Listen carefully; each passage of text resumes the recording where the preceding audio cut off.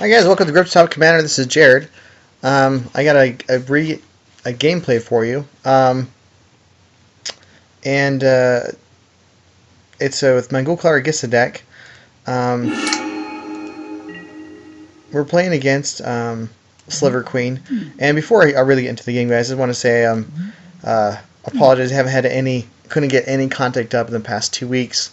I work at Walmart, and I am the joyous opportunity to be a salary. So this last 2 weeks I was literally working one week I worked 65, the next week I worked 60 hours. So the joys of salary, they own my butt. So I haven't been able to put any new content up. I did this video and I was trying to do a live play, but as you'll see, if you look at the clock, you'll see that mine wigged out. I got kicked out. I rebooted. Then he had to do the same thing. It was just kind of a long drawn out game, but just because of lag, to be honest. So Ghoulcaller Gisa, I've played her in a little bit. I missed her, so I'm going to play her. This is kind of a snap keep, is very good. 2 swamps, Arcane Lighthouse, coffers, obviously, and draw power and removal, and a dude. Cocoa Puffs is amazing. So, alright, let's. So he plays land with the turn, passes. I do the same. He plays the land and gets out, Sunscape Familiar. So he's running a lot of the familiars. It kind of reduces the cost of spells. Sliver Queen typically are one of two things. Either they're like control decks, 5-color controls, or Sliver deck. I was kind of hoping for a Sliver deck because a straight up Sliver deck is a lot easier for me to deal with. Being the black, I mean, Ghoulcaller Gisa can deal with creature-based decks like nothing else. So, have it. Here we go. So I just play a swamp and move on.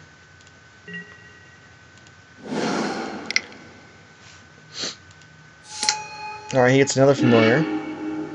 So his stuff is just costing less. I'm getting all of my non-basics now. And I really need swamps for the coffers to be any good. So I get, I cast Read the Bones. And he quickens. He just drew a card. So I put the Mutilate on the bottom, and I kept Sign and Blood on top. So I can just draw more cards. And I got Darksteel Play. I was hoping for a swamp, but nope, didn't happen. And I discarded, I think, the Lighthouse. Yeah, I did. Alright, so, alright, so, sorry. So what happened is, he attacked me, and he cast, Chandra the Firebrand, which is, it's part of, as far as Planeswalkers go, I'm not too scared of her, but still, him having a Planeswalker out with me no board presence is a little bit scary. Even though it is kind of a weaker Planeswalker. Okay, so I just play a land. I still didn't get a Sign of Blood. I didn't get a swamp like I wanted. So I just play land and shit the turn. Alright, so she opportunities and draws cards. Pings for 1, swings in for 1.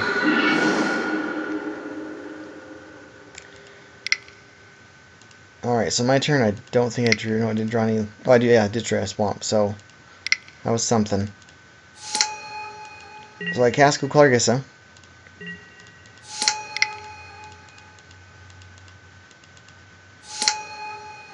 And this one I'm a little bit nervous about. Raul Zarek is very good. He can bolt stuff. And if he wanted to, he could have bolted Ghoulcaller Gisa and then shot Ghoulcaller Gisa for the final damage, but instead he minused Sandra to duplicate a spell. So I was thinking like, oh wow, what major spell's gonna happen now?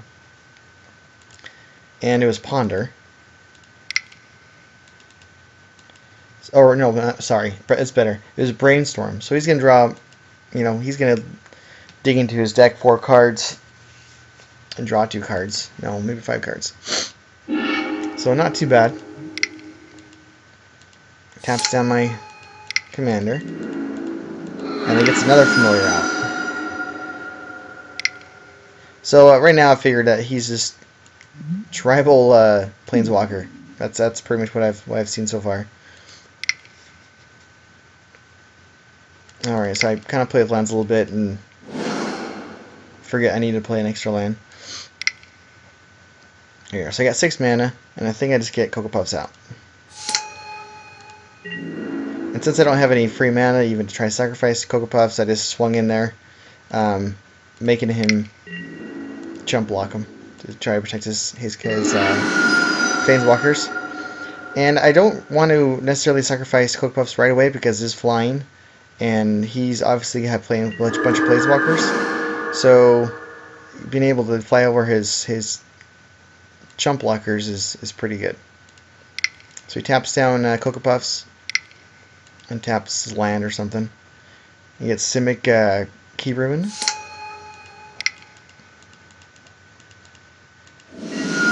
And then he plays Gideon.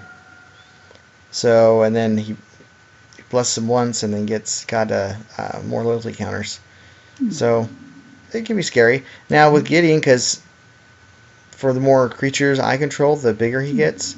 So even more so, I don't want to sacrifice to get a lot of creatures right now. I want Gideon's on top of my list, followed by Ralzeric and then Chandra.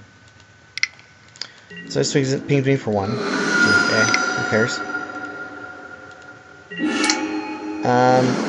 Shrine of the Loyal Legions. He casts. So sorry, went a little fast there.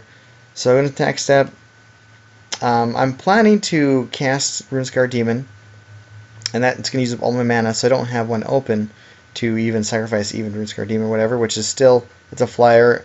I don't want to bump him up. I want to be able to get in there. So I attacked with Ghoulcaller Gisa as well, forcing a chump block. Knock Gideon down to 2. And then I cast Runescar Demon. And I tutor for Orborg. Because now my coffers, right now the coffers is washing. Tapping 3 mana and I get 3 mana. So now with Orborg out, I can get a whole bunch of mana and I can even copy with the stage the coffers and get officially crap ton of mana.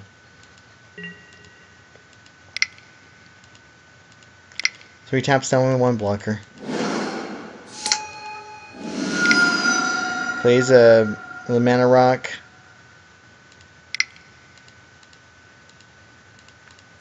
And casts his general, the Sliver Queen. The queen of all queens. Alright, so I untap. So Spine is very nice. I can, even kill Planeswalker if I so choose. Alright, now I have all swamps. So I'm cooking. And I think what I wanted to do is get rid of all of his... Again, I didn't want to... I was afraid he had a trick of some kind. So I didn't necessarily want to sacrifice a creature quite yet. I wanted to clear his board using Overwhelming Stampede. And then I'm going to draw 2 cards. So Grim Monolith and a Swampy. So I cast the Monolith and then cast Mimic Vat, and I did that post-combat just in case he did have a trick and he was able to remove one of these two. One of these two guys are very good under the Vat. And I wanted to keep 2 mana open so I could copy the coffers and just go and have like absurd amounts of mana next turn. So I swung with the team. And this, if you look at the clock, like he like lagged out here like for 5 minutes. Oh, that was like last turn, I think it was.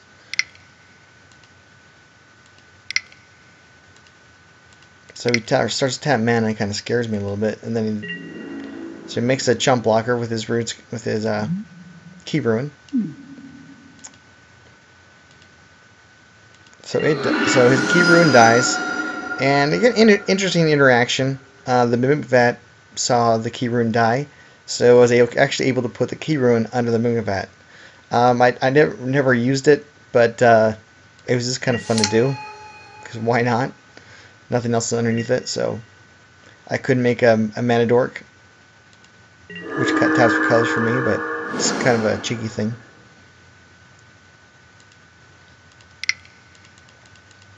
Alright, so he doesn't have any cards in hand. He played his, I think it was a land or something. So that's my one advantage. I do have plenty of cards in my hand, and he doesn't. So, although he does lots of mana, not quite as much as me.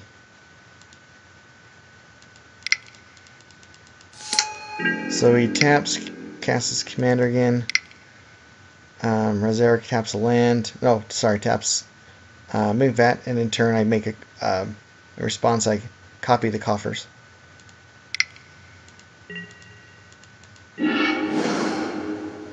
Alright, so my turn to play Swamp.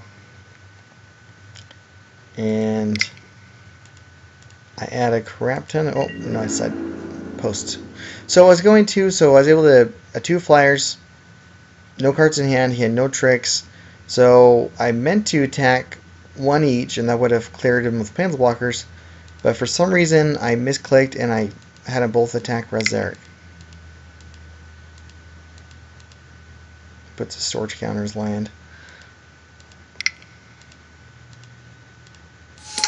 Oh, it makes a dude. Sure.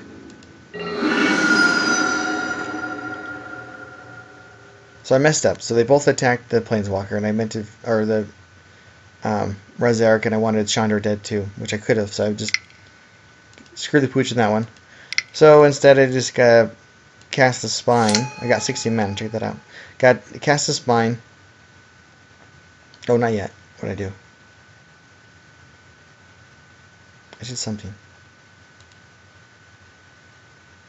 Okay, yeah, that's right. It was a Great Pack. Then I cast a Spine to blow up Sandra. And I had the men up because now that the Gideon's gone, Planewalkers are gone, I can start making my horde of zombies. And with Mimivat and freaking either one of those two, it's just downright disgusting. And Sever Bloodline is really good against tokens. I was going to hang on to it and save it for sure. I mean, he was going to attack, but I think he realized that my... Oh yeah, I cast Darksteel Plate last turn, that's right. And equipped it to Gisa. So I kill Cocoa Puffs, drain him for 5, I get 5 2/2s, and then make him sacrifice the guy. Pretty good, if you ask me.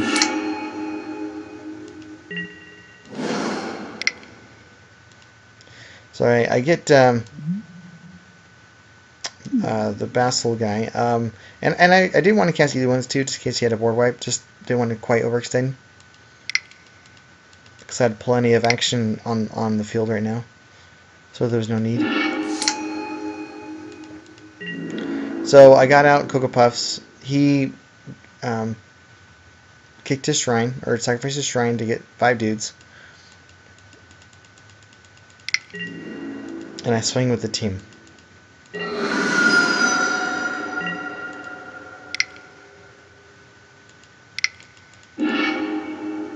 Then I Cyrus Cocoa Puffs, and got 5 more dudes.